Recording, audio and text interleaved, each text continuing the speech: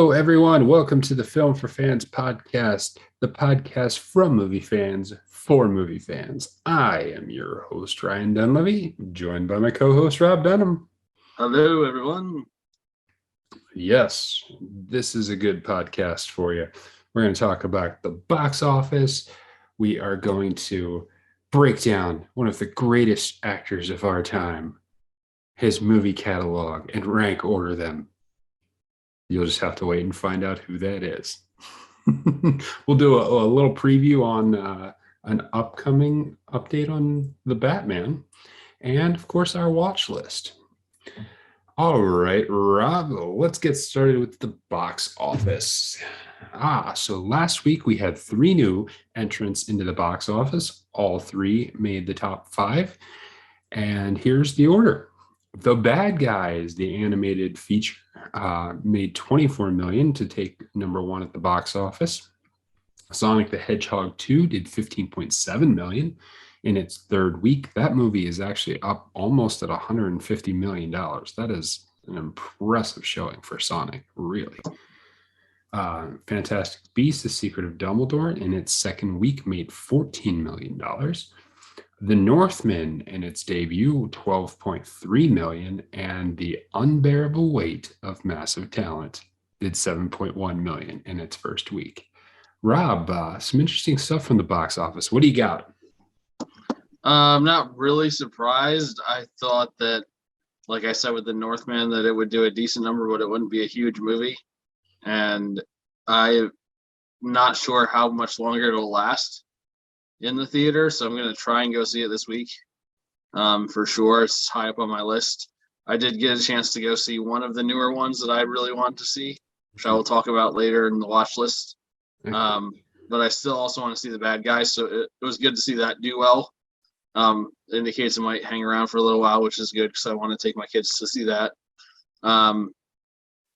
It's I like we said when we discussed what was coming out, it seemed like all 3 of those movies were pretty solid, well put together movies. So it's not surprising that they all made it in the top 5. Yeah, what stuck out to me is the box office was really, really split this week. Even with The Bad Guys taking home number 1, it did less than $10 million over the next closest movie, and all of them were within, about $15 million. So that's a really impressive spread for the top 5. So what it says to me is that there were a lot of different movie interests and a little bit of something for everyone in the box office, and it showed in the numbers. Nothing dominated, but everything did pretty solidly. I think it's also indicative of the fact that people are starting to go to the movies. Like there's a wider array of people who are actually venturing out and going to see the movies. So you're getting families with kids going, you're getting 30 and 40-year-olds going, college kids going. It seems like a whole bunch of different groups of people are becoming more comfortable with going out to the movie theater. So a bunch of different kind of movies are more viable than they may have been even a year ago. Yeah. And I also saw one of the movies on this list. So I will talk about that when it comes to my part of the watch Excellent. list later. Yeah. So that's how the box office did this past week. And one major release coming out this week, and that is Memory. This movie stars Liam Neeson. It is a remake of a 2003 Belgium film called The Memory of a Killer, and it's about an assassin for hire finds that he has become a target after he refuses to complete a job for a dangerous criminal organization. All right, so Rob, we got a Liam Neeson movie. I mean, I'll be watching it because it's Liam Neeson. I mean, come on now. Yeah, this is like tailor-made for Liam Neeson. It really is impressive how he can basically play the same role over and over again and still pull it off. And this appears to be another instance of him doing that exact same thing. Yeah, he's just taking all these roles. Mm-hmm. Hey. I mean, he does have a specific set of skills to be able to play these kind of roles, so I'm not surprised. Oh man, save it for later. He will find them and he will play them. Oh, hey, you got to keep playing the hits, Yep. when that's your hit, keep playing it, man. Absolutely. So, I mean, they're always at least entertaining. Yeah, I wouldn't mind talking Always about good. Liam Neeson some more at some point. Maybe we could do that. I wonder if we can fit that into the podcast. Oh wow, that would be something. That would be, wouldn't it? Yeah. Yeah. Stay tuned for that.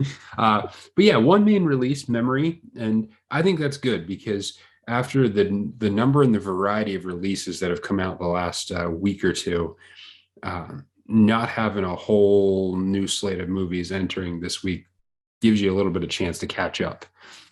So lots of stuff to go on in the box office. As much as Hollywood is always working on movies, there are going to be some weeks where nothing comes out. That's just how it goes. Yeah. That's the way it happens, and that's okay. You get to catch up a little bit. All right. So before we get on to our discussion element for the evening, let's talk about an update for the Batman. Rob, you brought this article into the fold. Let's let you lead out on this. What's going on here? So there is going to be a sequel to the Batman with Robert Pattinson, and I'm completely unsurprised by this because it seemed the way the movie ended that there was no other outcome unless the movie flopped horribly, and it did not flop horribly. It did well. So I'm not at all surprised to see that there is going to be another Batman movie with Robert Pattinson. In the first one, it's strongly hinted that the Joker will be a part of the second one. As the article states, I really hope that they don't make the Joker the protagonist of the second movie, because the Joker has been done like a lot lately, and it will be another different spin on it. And DC has already done like 4 different spins on the Joker in the last decade. So I don't think it's necessary to do that character again so soon. There are other villains in Batman's world that could be prominent. Are there? I like the suggestion in the article. The one suggestion in the article was that, or at least in comments I read about the article, was that they could do Mr. Freeze, like do a more serious drama version of Mr. Freeze, because we've really only seen the Arnold Schwarzenegger Mr. Freeze. But the Arnold Schwarzenegger version, man, come on. How can you top that? How can you top all of the ice jokes? Like, I mean, seriously, cool it. Yeah. There were so many. There were like 40 of them. I find it very intriguing to think about like a serious, gritty Mr. Freeze. Like, how would they even do that? So I kind of want to see it. I want to see him. I want to see it done, or maybe even delving more into the Penguin character that they introduced in the first Batman. I just don't think there's a reason to go with the Joker again so soon after having visited that well so many times. But I'm concerned that's what's going to happen, because why else would they introduce him in the movie if that wasn't the plan? Yeah. This is also a habit of DC. Like, here's what would be good for the franchise. Let's not do it. Let's keep rebooting our characters all the time. I mean, they've done the same thing with Batman in the last 10 years. So, I mean, I agree that it would not be the best move, but I would also not remotely be surprised if that's exactly what they're going to do. And I mean, DC just keeps making mistakes along the way, even when we talked about it on our podcast, our thoughts on the movie. We thought, hey, it was fine. It was okay. Nothing earth-shattering here. But the movie, they lucked into making a ridiculous amount of money on this movie. I mean, maybe it wasn't all luck, but the movie to date has made over $750 million. It's the second biggest movie since the pandemic, next to Spider-Man No Way Home. And this movie made a killing. So not surprised they're making a sequel. Not surprised Robert Pattinson's back. But I would also not be surprised if they went down the Joker rabbit hole again.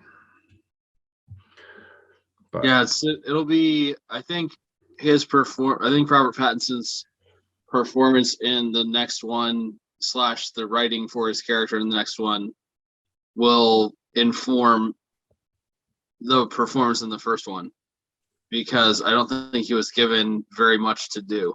Yeah. In the first one, other than be like, I'm Batman. Like, that's pretty much it. Like, it never felt like he really did a whole lot, honestly, throughout the movie. He was not the driver of the movie, like he talked about.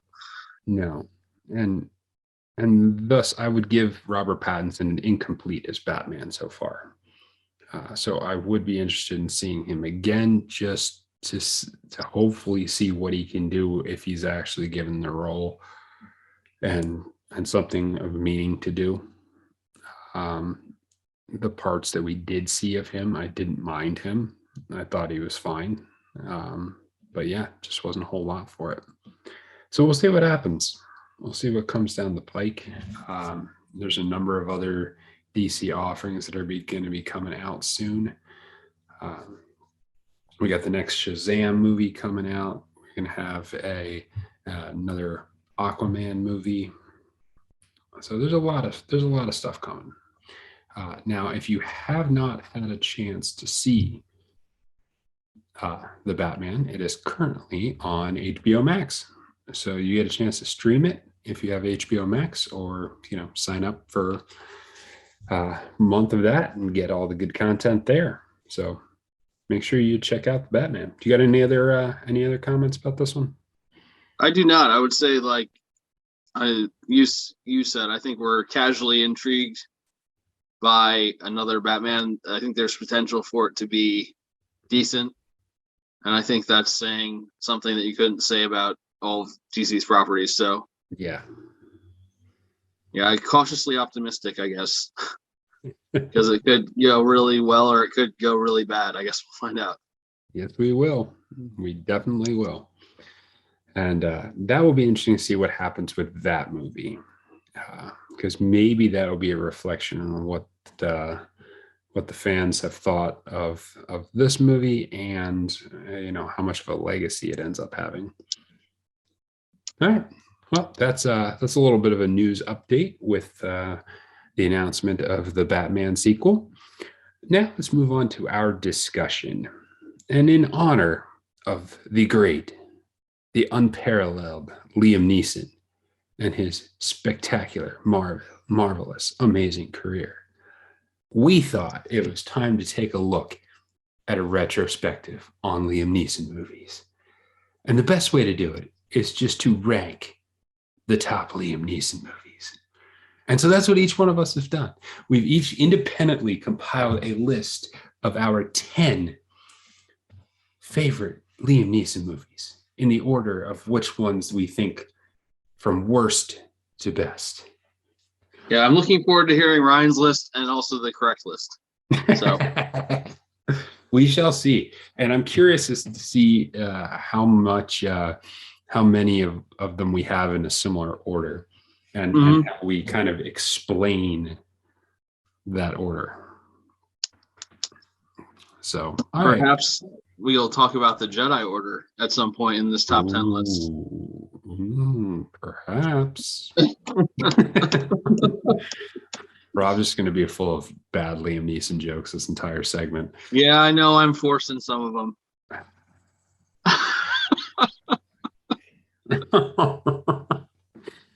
Oh gosh, let's just begin with this before it gets any worse. All right, how do we want to do this? Do we want to give a couple at a time, or do we want to just go one at a time? Yeah, I think we could just go one at a time, back and forth. All right. So let's start with 10. What do Okay. you got in the number 10 spot for Liam Neeson Um, movies? for me, number 10, I've got Taken number 3, just Oh, because. okay. So 10 through 7 for me are just all kind of, they could be in any order, honestly. So Taken 3 is just number 10 because I Okay. still like the Taken movies, even if they're ridiculous nonsense. Yes. Because a lot of Liam Neeson movies are ridiculous nonsense. So Yes. yes, Taken 3, I've got it number 10. Okay. For me, I have K-19, The Widowmaker at number 10.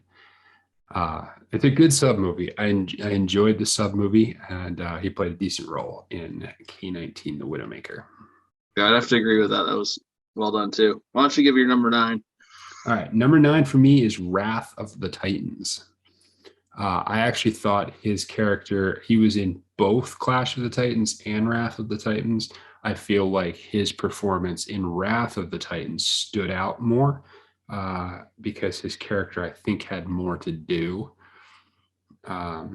and had a more interesting story arc in Wrath of the Titans. So that's why I have that one on there at number 9.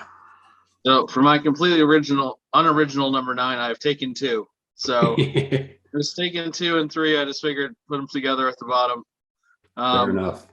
Number 8, I have Cold Pursuit, which is Okay. a more recent Liam Neeson movie about him driving a snowplow to help keep the road clear to a town. It's part of the story, but he's also involved with the mob Of for course. some reason.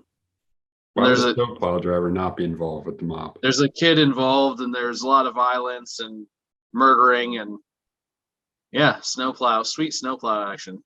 Yeah. So if you like seeing some snow get thrown around, then Cold Pursuit is the movie for you. At one point, a car gets impaled on a pine tree, which is pretty sweet. It's actually on Yeah. the poster for the movie. So you want to check that out. You can just look that up online. It's pretty sweet. Number 8 for me is Silence. Silence is actually a really good movie.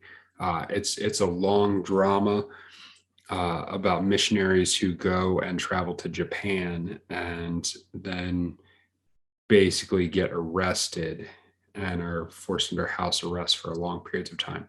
But Liam Neeson does not have a huge role in this movie. He has a decent role, but he's not one of the leads in this one. But it's still a great movie. So Silence at number 8.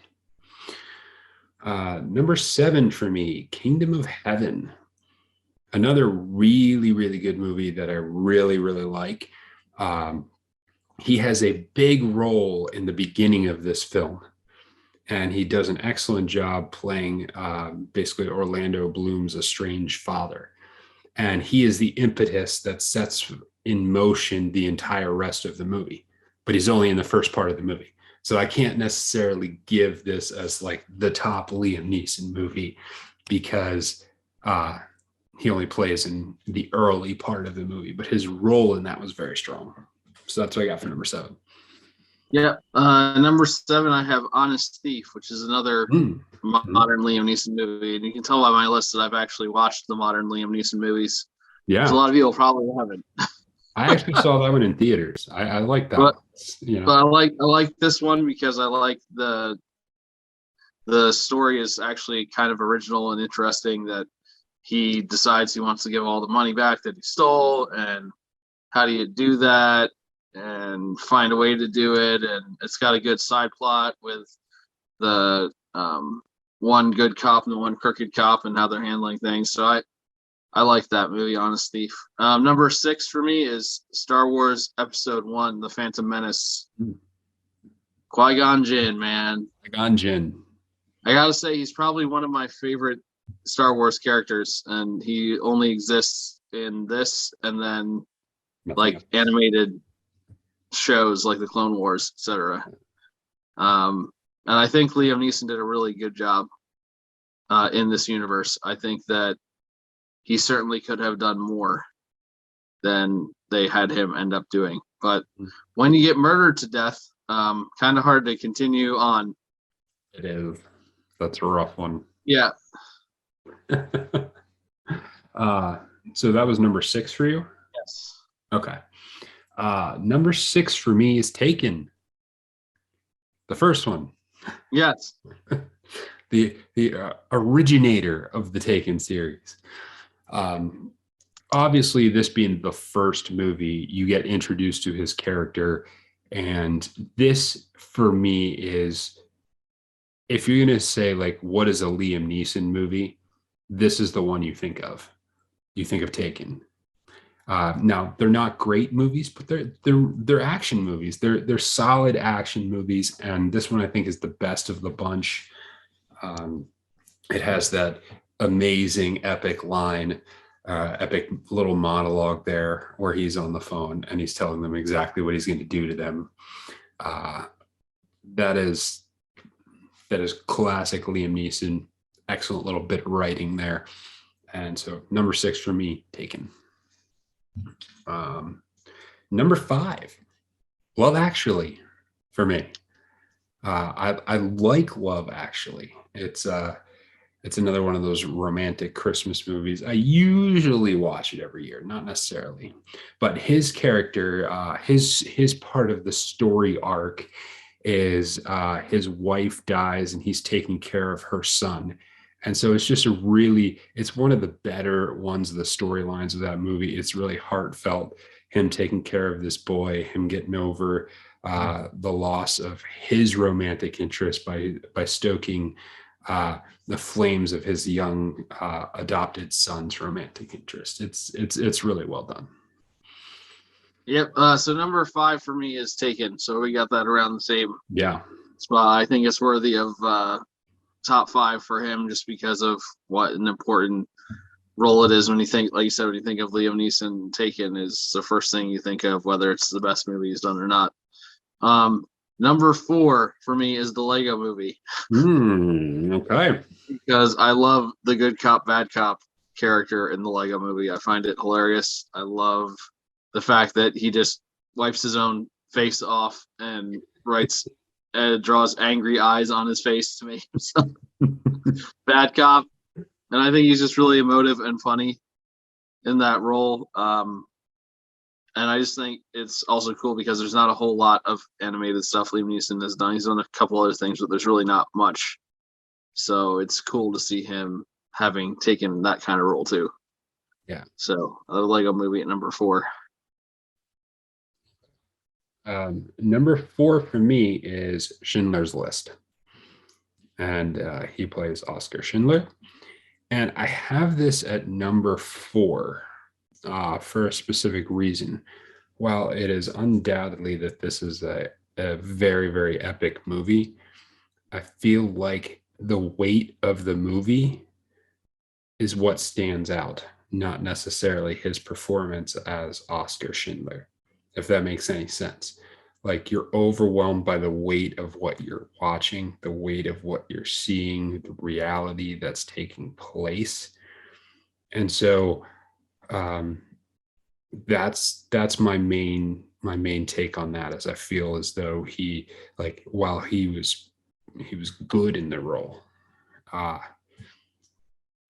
is not what stands out about this movie, about that for me. In fact, it wasn't that long ago that I had to remember that he was actually in this movie.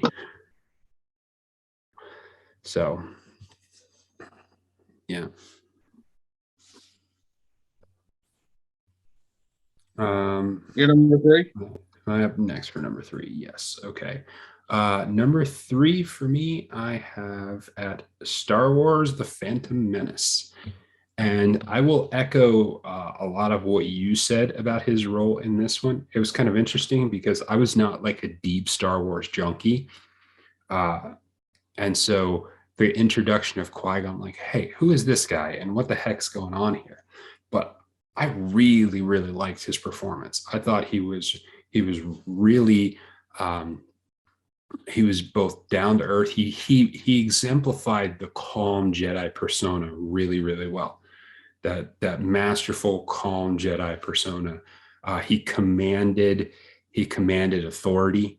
He commanded respect in that role. And this was the first movie that I really took note of Liam Neeson, the actor. I'm like, wow, that was really good character. He was really good in this movie. Who is that actor? So this was really the first movie that I took notice of him as an actor. He'd done a number of movies well before then. Of course, this Star Wars: The Phantom Menace came out in 1999, so it's not like, I was deep in the cinema of the 80s when I was like a kid. And hadn't gotten to that point. But this was really the movie. And that's why it's so high on the list for me, because the character was so strong. His performance was great. And it was what really got me to notice him as an actor.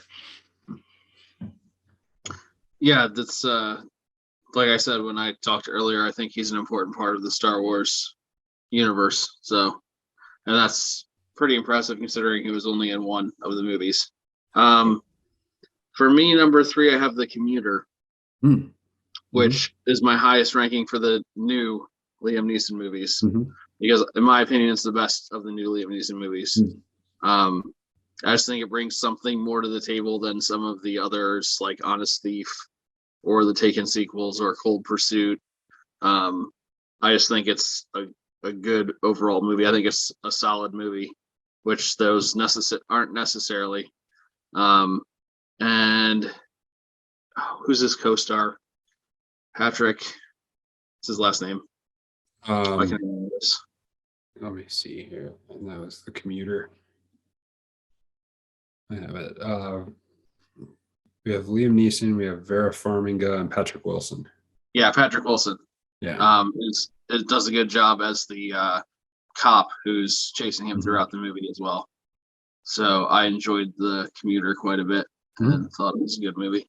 Number 2 for me is Schindler's List, and it's number 2 because I think it's hard to overlook the fact that he was that character in that movie, because when the movie had as much critical success as it did, there's a reason for that, and I think he will also be remembered for that role too, just like he's remembered for Taken. So I think Schindler's List deserves recognition, even though it's not. I think because of how the movie is, it's not a movie you're going to watch over and over and over again. But that doesn't mean it's not a great movie. So I think that it was worthy of the acclaim that it got when it came out. So that's why I have it number 2 for me. I can't argue with that. Yeah, I can't argue with that. Number 2 for me is the movie Unknown from 2011, where he co-starred with Diane Kruger on this one. And basically the semi-plot of this is a man awakens from a coma to discover that someone else has taken his identity. This is a surprisingly really good movie. There's a lot of twists and turns in it. It has a lot of drama, and there's some things in it that you don't see coming. It is one of the most complete performances for him as an actor, I think, because it requires him to play a role within a role within a role. And to do that convincingly is a difficult thing. And I don't want to say too much, because if you haven't seen the movie, it's definitely worth seeing. And I don't want to give anything away on it. But you have to believe him in a genuine sense. This guy coming out of a coma, you have to believe in him and root for him and want it to work for him in order for this movie to work. And it does. And you do. And that's why as things shift around and as things keep changing, it really keeps you anchored. And so that's why it's this high on the list for me as it is, because I just think it's a great performance mixed in with a very underrated movie. All right, and your number 1. Number 1 for me, Batman Begins. Nice. That Batman Begins, Ra's al Ghul is the character. Now he does not have a long amount of time in this particular film,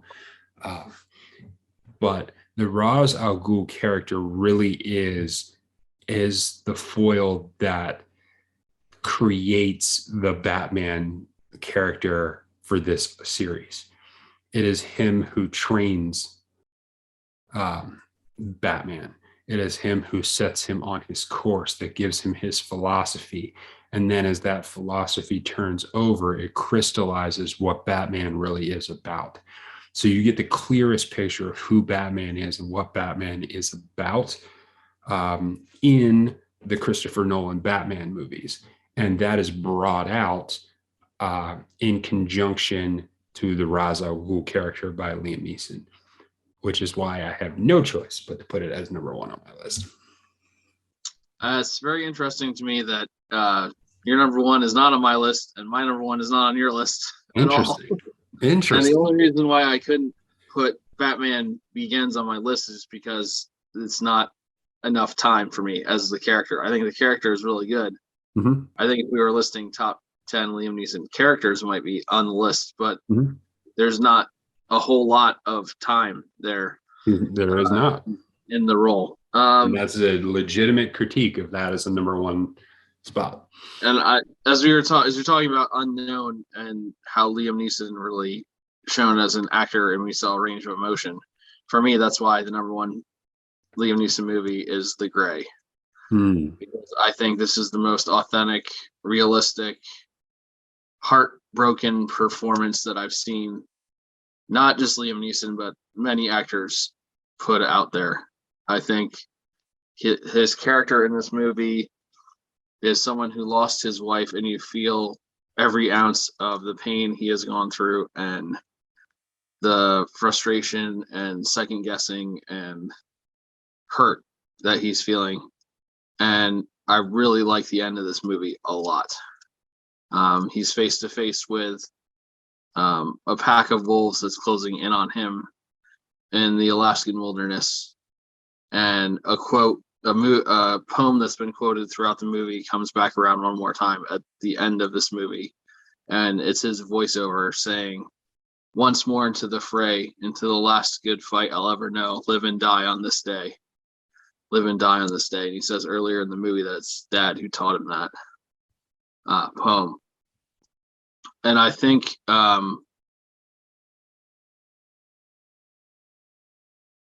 this movie may be something that not many people have seen or given a chance because they don't expect that kind of performance from him. But when I look at everything he's done as an actor, this was the most impressive acting performance I've seen from him. And this movie is probably, again, we have to do this list at some point, but it's probably in my top 100 movies of all time. Interesting. So if you have not seen The Gray from 2012, I highly recommend you watch it. Okay. That actually worked out pretty well because we had almost nothing in the same spots. We had a lot of different mixtures. And that's one of the reasons why it's fun to do something like with Liam Neeson, because he's done so many movies. Excellent. I like it. So check out a Liam Neeson movie. You should. It's worth it. And there's one coming out this week in theaters. All right, so let's move on to our watch list. Movies that we've watched over the last week, and we'll give you a little bit of a rundown. Rob, what'd you watch? So I watched a couple things. One thing I watched at home was The Great Wall from 2017 with Matt Damon and Pedro Pascal and Willem Dafoe, and a whole lot of Chinese actors who aren't in many major releases here in the United States, but are well known there. Have you seen The Great Wall? Not. I forget what the reason why I didn't see that one, but no, I haven't seen it. So when it came out, there was a lot of controversy about how Matt Damon's characterization was insensitive because it was this white guy coming in to save everything. And then I watched the movie, and that's really not what the movie is about at all. So people who claim that didn't actually watch the movie. That being said, I thought the movie was like real pretty and had some interesting action and really didn't do anything for me or go anywhere. Like, in fact, when it was over, it was 2 hours long. And when it was over, I kind of was like, well, there's more to this, right? it never really grabbed me at any point. It was not. It was something that was fun to sit and watch and just kind of go on the ride with, but it didn't seem like it had any real lasting impact. So it's not a terrible movie, but I just didn't think it was anything special. So that was The Great Wall from 2017. And then the other movie I watched was in the theater, and it was Everything Everywhere All at Once. So you did get to see it. And I gotta say, this is probably the most insane movie I've ever seen in my life. But I liked it. Okay. And it's bizarre. So when you go to this movie, expect to see something real weird, because it's real weird. And you're either going to really like it, or you're going to be like the person in the row behind us at the movie theater who, when the credits started, stood up and said, "I'm so done with this movie," and left immediately.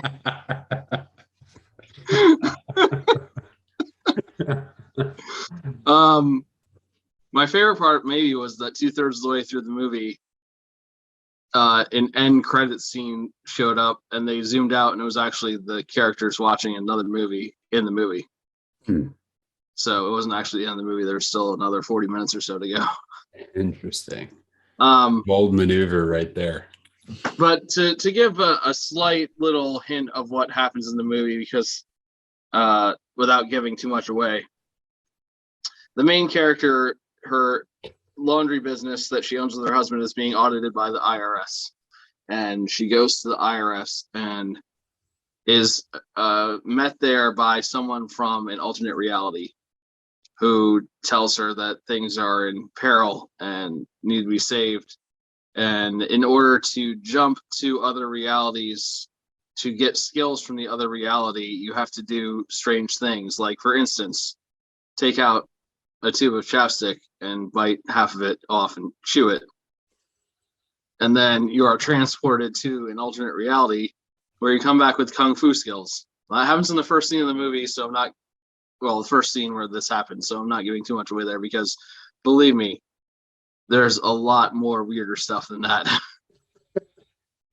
Can I tell you, and maybe, have you seen Jackie or Jet Li, The One, from I've not. Say 2003 or 2004? Yeah, I've not it's seen too bad, because I'm curious, because this is immediately when I saw the trailer for this is immediately what makes me think of. And in that movie, basically, there's let's say 9 parallel universes. And there's a finite amount of energy in your person across the 9 universes. And when one of the 9 of you dies, like that energy gets shared over 8 instead. And so there's Jet Li versus Jet Li, and one of the Jet Lis from one of the universes is trying to kill all the other ones so that he can get this massive amount of energy and power, and he can be the one. There's vibes of that for me. So there is some, in my opinion, incredible use of light in this movie, and effect, and the cinematography, I think, and editing are superb. I think this will be highly considered for awards around the time that it happens for this year. I think a lot of people will like it, and I think a lot of people will detest it. So I can't really tell you how you're going to feel, because it is without doubt a polarizing movie. So I would recommend going to see it, but I don't know how you're going to feel about it. Yeah, I'm trying to say, I basically get like one movie a week at this point. Like, that's what works out for my schedule. So trying to decide between Everything Everywhere All at Once and The Unbearable Weight of Massive Talent is like, it's weighing on me, trying to decide. And I was happy that it was released this last week into Regal again. Yes. So I was able to go see it at Regal. So that was pretty awesome. Yeah. And it is at the Regal where I'm at too. So I'm hoping that I will get to see it. I'm leaning towards going that direction. All right. For me, one movie that I saw that wasn't in theaters, I actually just watched it last night, was Man on Wire, the documentary from 2008. Now, a week or 2 weeks ago, I talked about the film The Walk, uh, which was basically the story of the man Philippe Petit who put a high wire between the Twin Towers and walked across it. So that was the movie. What I watched last night was the documentary that was put out in 2008. Uh, the strengths of the documentary is you get to actually meet the characters. You get to meet Philippe Petit. You get to meet his accomplices. They even brought in the the stoned American dudes who like fled out the moment anything went wrong. Like they even interviewed those guys. Um, so that was really, really the strength of it. And you got to see some of the actual photographs. You got to see actual old footage of him walking on wires and doing some other different walks. I hadn't realized that he broke into basically a bridge in Sydney, Australia, near where the theater is, the opera house is, and strung his wire up across two towers next to the bridge and was walking across that one. I didn't realize he did that. They showed footage from that. So you got actual footage of him casing the joint, as it were. The photos he took. They in the movie they actually show him interviewing the head of the World Trade Center Commission, but he was doing it in and amongst a bunch of other journalists. He just kind of shouts out some questions and gets some answers. The reality was much cooler in that he actually faked being a member of the French press and brought his buddies along as cameramen and an entourage, and then granted him an interview. They took him up to the roof. They let him interview the workers who were working on the towers. And it was funny, like he'd have the cameramen pretend to be like taking pictures of the workers, and they're actually taking pictures of the beams and how everything's arranged up there. So that part was really fascinating. The downside is you don't really get a good feel of what it was like, which is what the movie The Walk really, really highlights of what it actually, you get a feel for the scope of it. You don't get anywhere close to the level of that type of feel with the documentary, but it's still a good documentary. And the one I saw in theaters was The Northman. I was very excited to go see this movie, and it delivered big time. It is it is an epic journey. Robert Eggers delivers on this one. It is a brutal movie, not in the sense of like it is always extremely graphic and it's just nonstop violence or anything. There's a lot of violence in it, but you get a sense of the brutality of the time frame and the brutality of the region and the mindset. There is it's a classic revenge story, as it were, but with a twist. It's a classic revenge story with a twist, and the settings and the sceneries and just the feel of it, the intense feel of it, really delivers. It is a kick butt movie. It is absolutely worth seeing if you're into period action pieces. This one's up there. It's probably the best movie I've seen representing this particular era and time frame with the Vikings. I'm not super familiar with the TV series The Vikings, so I don't have a lot of comparison there. But in terms of movies, this was quite good. Sounds great. I'm excited to hopefully see it this week. Yeah, it's absolutely worth seeing if you're into it. Okay, so we thought we'd close out this one by recommending a documentary. Rob, recommend to us a documentary. So I have what I want, but I want to see if it is streaming anywhere. Okay. So I don't know if it is.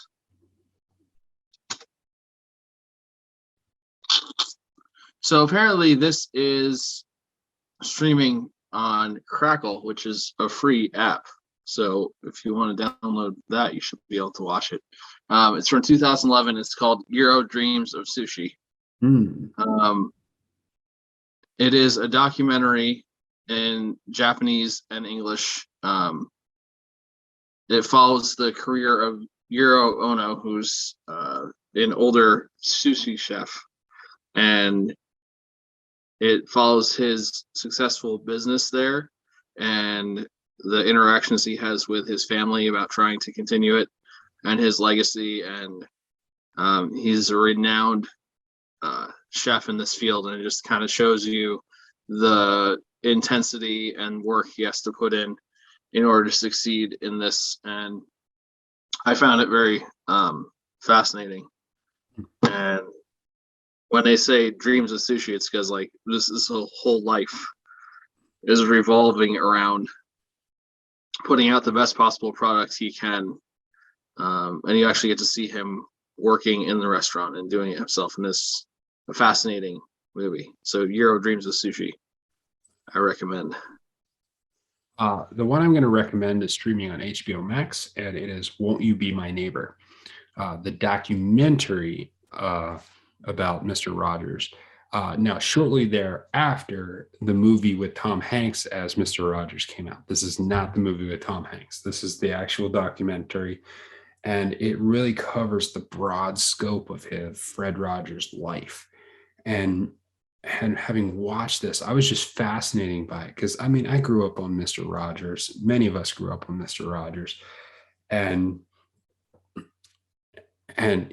there's so much about him as a person that just resonates. And I think the most powerful scene for me is when he's actually speaking in front of Congress, and he's just attacking Congress for what they're allowing to happen to children.